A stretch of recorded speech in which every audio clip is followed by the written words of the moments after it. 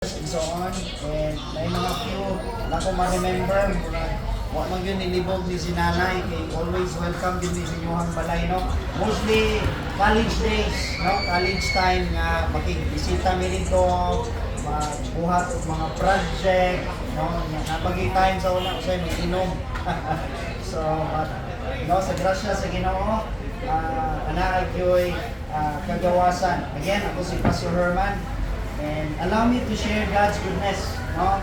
And sama sa kong open up kanina siya, and kung iyang gidawat si Jesus Christ, I believe na ating mga Kristohanon na-adering and so on, no? Ang kalangitan, ang presence ni Jesus and so on is wala na yung mga suffering, no? She's with Jesus now. Kung iyang gidawat si Jesus, iyang kinabuhi. Mapod na ka na igsoon, kaya ang paglaon na itong tanan is si Jesus Christ. So,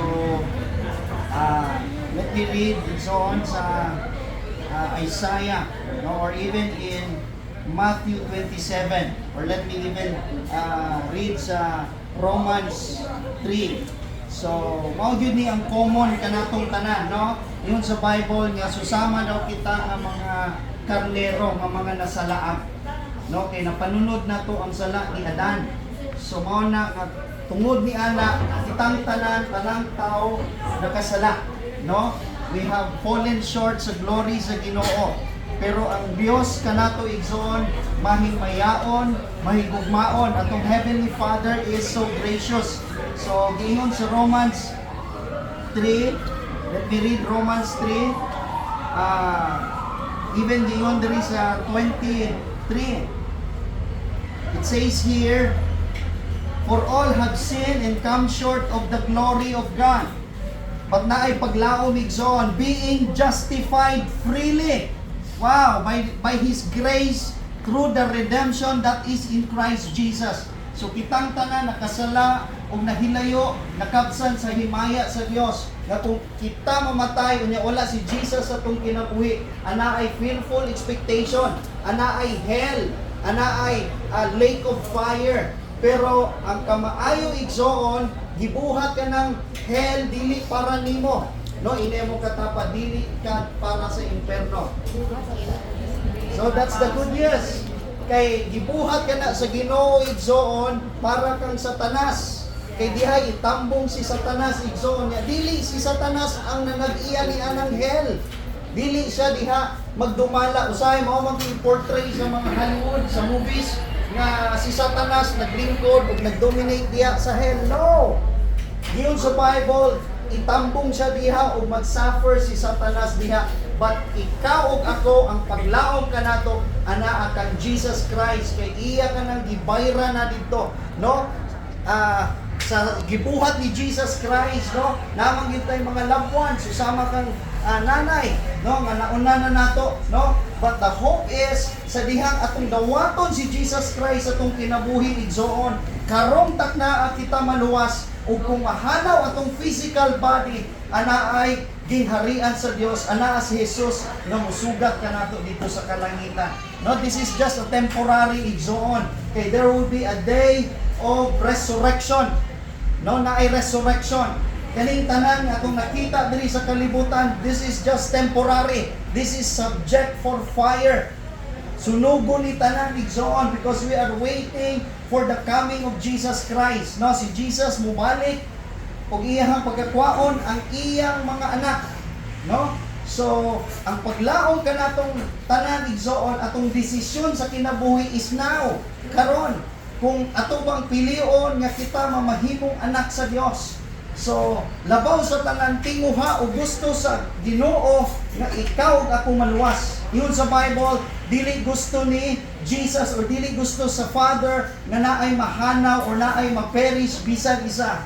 That's why gihatag niya si Jesus Christ, the begotten Son. Amen. So, yun sa Bible, John 3:16, very familiar verse. For God so loved the world that He gave His only begotten Son. Only. And gingon diya begotten, the same holy as righteous sa Father, maupod ang iyang anak, no? Bugtong anak. Only begotten Son, that whosoever believe in Him shall not perish, but have everlasting life, and so on. So, even gingon sa 1 Thessalonians 4:14. For if we believe that Jesus died and rose again, even so them also which sleep in Jesus will God bring with Him. So, ingon sa Bible, kung ikaw magtotoo o ikaw believer ni Jesus Christ, you are not dead. Yun sa Bible, you are just asleep. No? Natulog ka lang. Why? Because you are alive in Christ, but your physical body nabilin dire because we have spirit, soul, and body. Every person, gyud kay spirit, soul, and body. This is the obvious one. This is the physical body. You have your soul, your mind, your decision. That's your soul, your intellect. But your spirit is the innermost being. Ang pinakasuluran sa imuha. Iyon po sa Romans 8, kabalog yun si Lord kung kinsa yung iyaha. Kabalog yun si Lord. And even the Bible says, He calls you by name. So ma-identify ka ron kung ikaw iya gayud sa Ginoo. Kung wala na to dawata si Jesus Christ sa atong life, iya kita sa kalibutan. Muna kitang tanan na sa lahat, no? I was even in bondage kaniadto, pornography, immoralities, wrong relationship, curses, pride, sige kasuko, walay joy, walay peace, no? Drunkenness. Pero ang Diyos mahigugmaon. Jesus is love. God is love. He loves us. Dili niya gusto nga ikaw anaa sa kangit-ngit. Dili gusto sa Diyos kita na aniya ng kangit-ngit. So, sa 15 ang ipadayon, For this we say unto you by the word of the Lord, that we which are alive remain unto the coming of the Lord shall not prevent them which are asleep.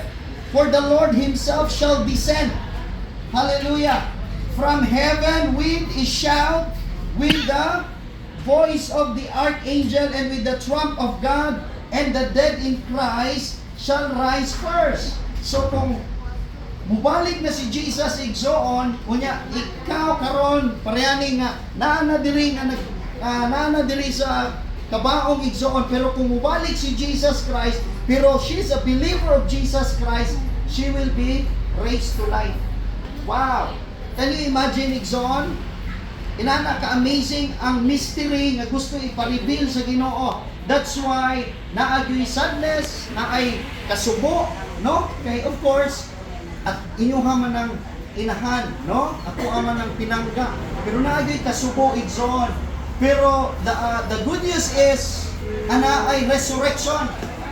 Amen. Mao nay paglaom nato diha nga naay resurrection.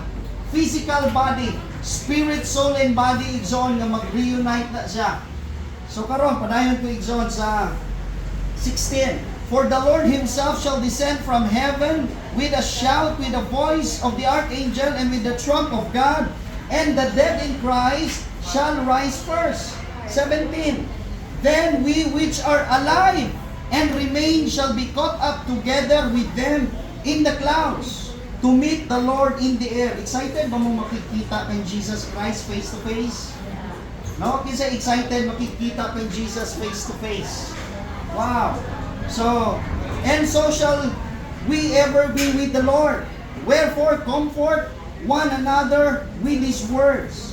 So, mo na isa nga paglaom ka nato tanan igsoon. That's why sa grasya sa Ginoo, ingon ang Ginoo nga iwali gayud kini ang maayong balita, because we can only be saved through Jesus Christ. Walay lain igsoon. Walay laing pamaagi. Why? Because si Jesus ra ang bugtong anak nga gipadala sa Ginoo. He is the Lamb. You see Lamb. Yun sa Bible nga mahisulat ang atong ngalan diha sa Lamb, Book of the Lamb of God. Amen? Mahisulat ang atong ngalan diha igsoon. So paunsa man masulat ang imong ngalan diha is when you receive Jesus Christ. Yun sa Bible, Jesus Christ is the gift. All you have to do is to receive Him. Amen? Because when you receive Jesus Christ, your old sinful nature is gone. Will be removed, igsoon. Kaya kung wala si Jesus sa atong life, atong spirito patay. Dead. Muna nga kinahanglan nato nga ma-rebirth. So, the good news is, paunsa ka na ma-reconcile, paunsa kita na uli balik sa Ginoo igsoon. Dito na nahitabo sa cross. Amen. Iyon sa Matthew 27. Ingon dira sa even in 27, Matthew 27:27 or 26. Then released he Barabbas unto them, and when he had scourged Jesus, he delivered him to be crucified. Gilansang si Jesus igsoon. Kita ang nakasala, kay napanunod na to ang sala, mao na nga, nimbunga na ang atong sala. Garboso, curses, kinsay may nakaistorya og mga di maayo sa kinabuhi. I believe titang tanan gyud, no? Usay nakapamalikas, naglagot, nasuko. Labaw sa tanan, wala tay suod nga relasyon sa ato ang amahan, no? Wala tay pagdayeg ug pagpasalamat kaniya. But ang gusto sa Ginoo igsoon kita nga mahiusa balik sa Ginoo. Kay ang Ginoo balaan, He is holy and He is our Father, no? That's why ang katubagan igsoon si Jesus Christ.